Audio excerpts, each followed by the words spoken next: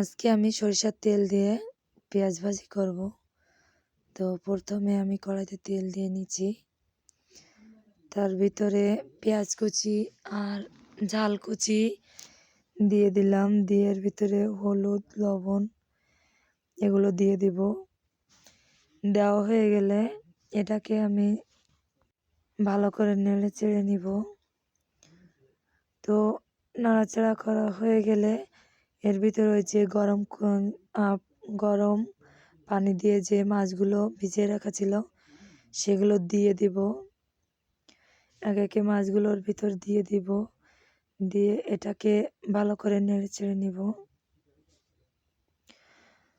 তো এর ভিতরে দেওয়া হয়ে গেলে এটাকে নেড়ে চেড়ে, এটা যেহেতু পেঁয়াজগুলো হাফ সিদ্ধ হয়ে গেছে যার কারণে এটাকে আমি একটু ঢেকে দিব। তারপরে কিছুক্ষণ পরে আমি ঢাকনাটা তুলব। দেখেন আমার রান্না কিন্তু শেষ। তো এই ছিল আজকের রান্না। সবাই ভালো থাকবেন, সুস্থ থাকবেন। আল্লাহ হাফেজ।